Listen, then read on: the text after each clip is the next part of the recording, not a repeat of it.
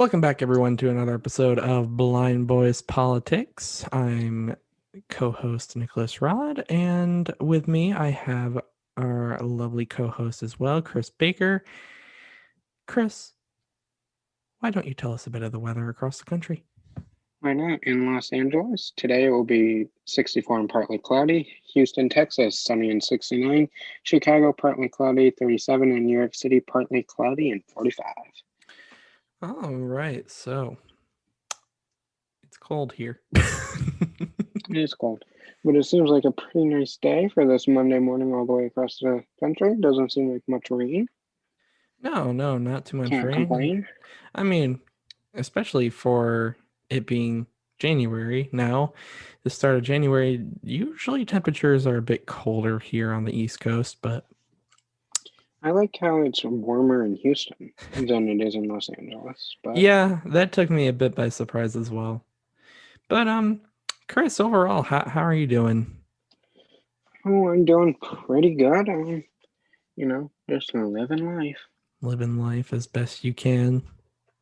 It's 2021, Nick. Gotta be living it better than 2020. New Year's resolution is in full effect. What's your New I know Year's I have resolution? one. Well, it's more of like a multi New Year's resolution. Mm-hmm. It's more of to like make myself a better person. Um, like I want to become a better cook, a better baker. Sure. I want to increase my savings from 70% to 90%. I want to have like just a better mental space and like not be stressed out all the time. Mm, Just kind of like be a better version of myself. yeah, I totally get that. I'd have to say, since we're sharing, for me, it'd probably have to be to actually become healthy. Like, honestly, I've never been the healthiest in my life. And that goes as far as, food or exercising. Although exercising, I loved it for a long time. And then when COVID hit, it kind of got stripped, or at least the way I like to exercise. Excuses. Hey, I'm a weight room person. What can I say? And if I don't have that, well, I become lazy as hell. But this year, gonna try to become better with all that. I hope, I dearly hope, and we'll just have to see what happens from here. But right now, I'm not looking forward to what's to come because the day of the release of this episode, I'm back at school. Not looking forward to that. I don't want to go back. I'm not going to lie. So, hot No start to one this year. does. Yeah. Hot start to this year. But I think my main objective of the year is, since there's many things, but I think this year I want to be more on a routine schedule, because when you're on a more routine schedule, you're more less stressed. Like that's a big thing for me. I'm like always stressed. well, you thrive off of having a schedule to begin with. In Like, some aspects, well, yes. it's like we talked about on the Friday show. Between the two of us anyway, I'm definitely a lot more go with the flow when it comes to things. So schedules don't really matter to me all that much, and routines don't matter to me all that much. With certain things, they do, but with most things, I just do it when I do it. It happens when it And happens. for that very reason, Nick, you will never be in charge of our taxes. Like I said, there are certain things that get put above all that. But with you, you kind of thrive a lot more than I do whoops, off of schedules and off of things like that. So I can see why Well, you'd because wanna. I I don't know if it was just like a habit I got into or like just something that I learned.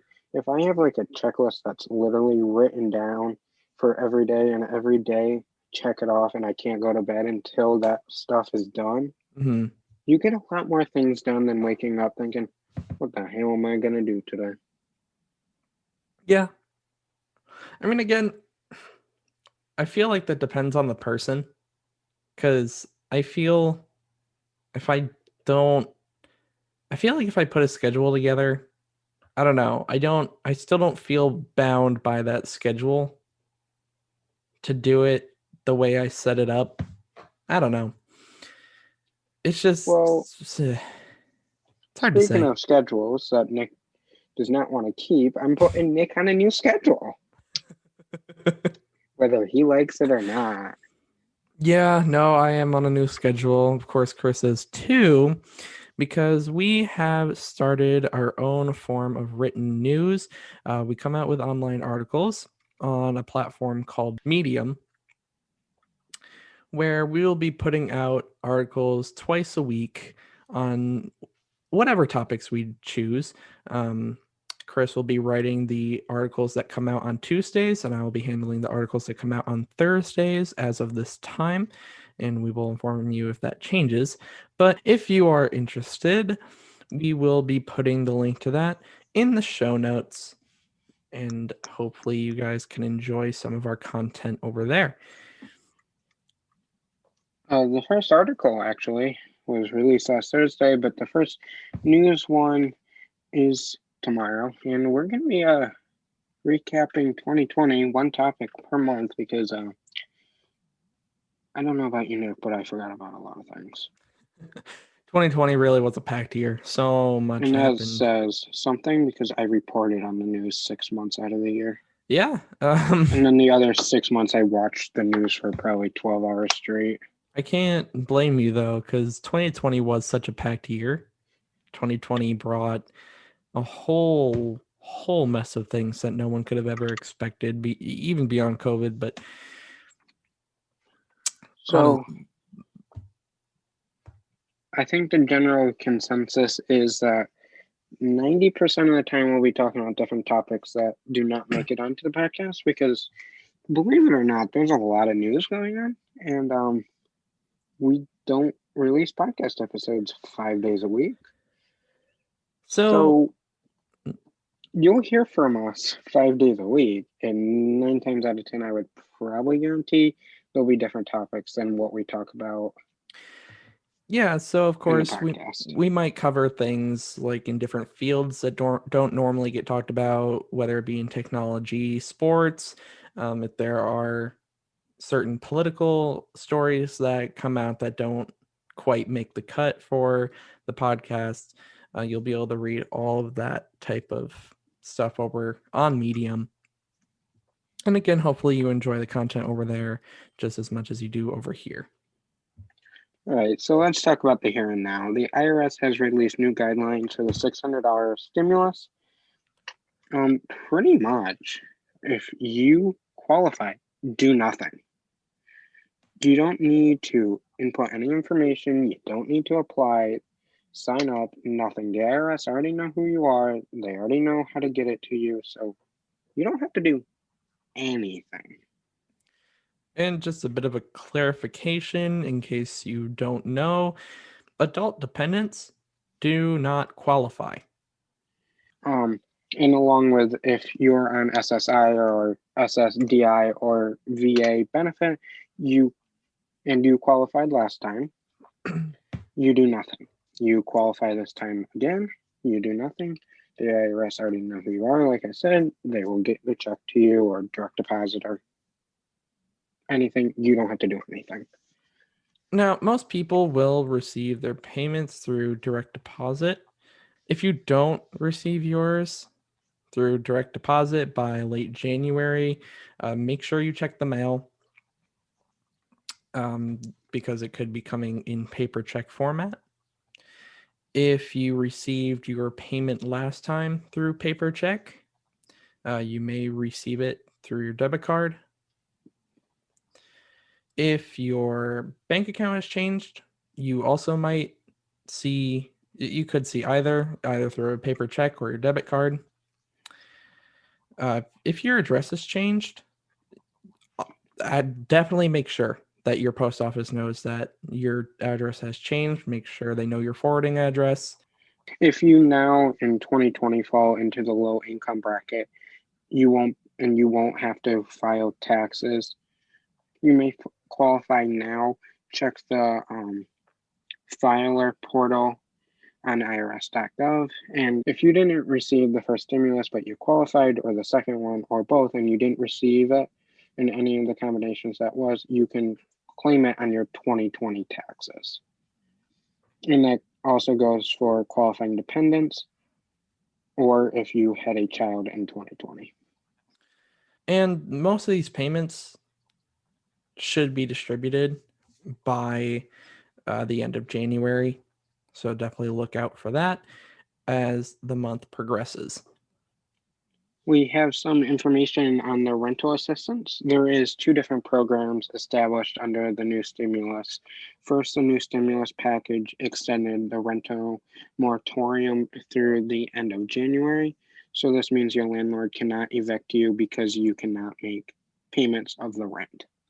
Secondly, the stimulus package added $25 billion in rental assistance that will be distributed through the states.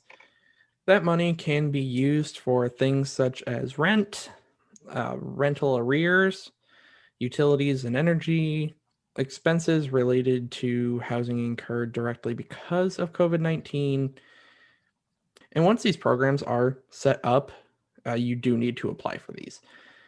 You may qualify for these benefits if one or more individuals of the individuals in the households are on unemployment for at least 90 days, or having one or more household members who can demonstrate a risk of experienced homelessness or housing instability, or one or more household members who qualify for unemployment benefits.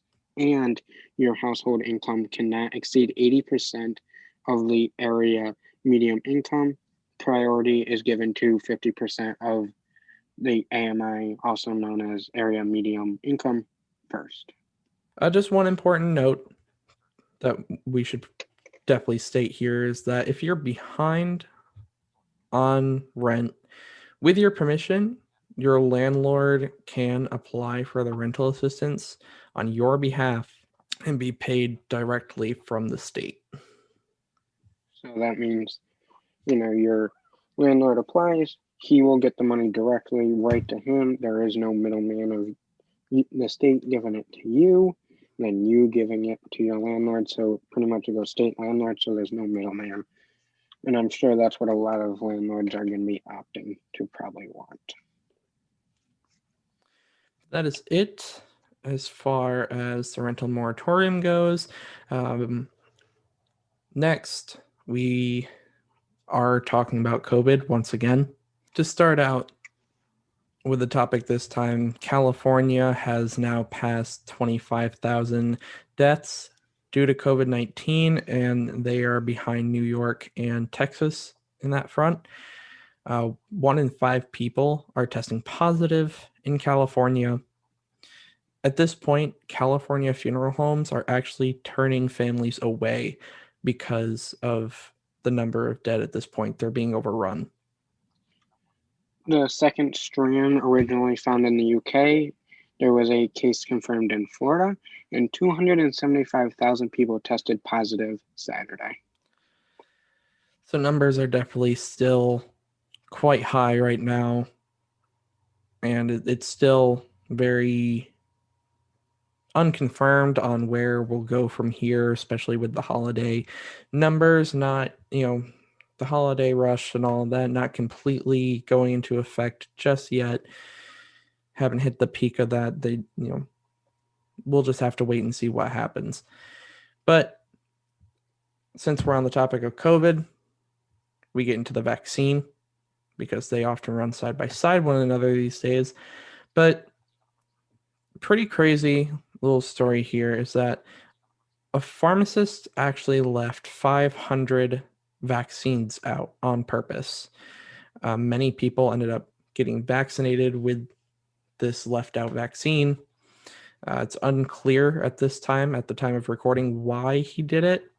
And it's unclear at this time also what the result will be of these, possibly damaged and spoiled vaccines being used on these people. Moving into the next topic, Ellen Degeneres. As I'm sure many of you know, she tested positive on December 10th.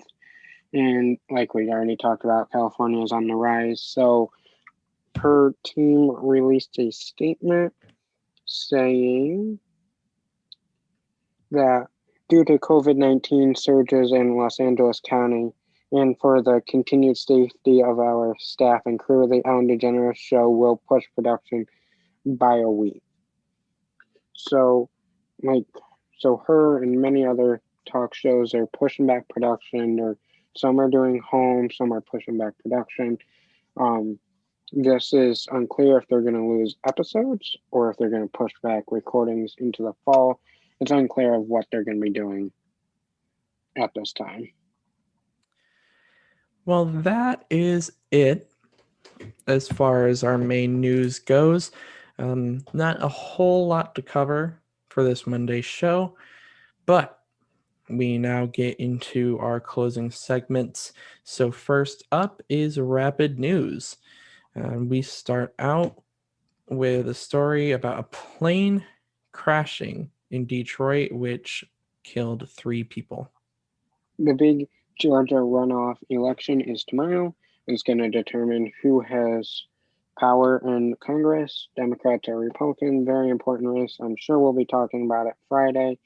And if you want to know the latest, follow us on Twitter, because Tuesday night we will be tweeting the latest when polls are closing. So just a little plug right there. Nice little early plug, but with rapid news out of the way, Chris, tell us some good news. What do you have for us today? Well, this good news story is a 106-year-old man who got COVID. He celebrated his birthday in the hospital, and he was in the hospital for 3 months. Was actually released from the hospital last week with no more COVID. He was symptom-free. He tested negative and got to go home and be with his family. That's a really, simple story, generally speaking, but that's an awesome story. 106. Beat COVID. That's one tough man. Good job, my guy. It's not the greatest story, but it's amazing because, I mean, if you think about it, we were just talking about the numbers a few minutes ago. It's scary stuff for sure. And with how many have died, it's definitely a terrifying situation for an 106-year-old man to find a way to beat this, and for him to be strong enough to overcome it and go home with his family again. That's a bright little story. Good one, Chris. I thank you, Nick. And that is the end of this Monday morning news episode. I hope you enjoyed. We'll be back here Wednesday morning with a dumb law as always. But in between uploads and news articles that we release on Medium, make sure you follow us on all social medias. The links are down in the description below. The link to Nick's Twitter, my Twitter, Blind Boys Politics for the latest breaking news, and the Medium link to our latest articles will be there as well. So make sure you check all that out. But until Wednesday morning, bye, guys. Have a good Monday. See you guys.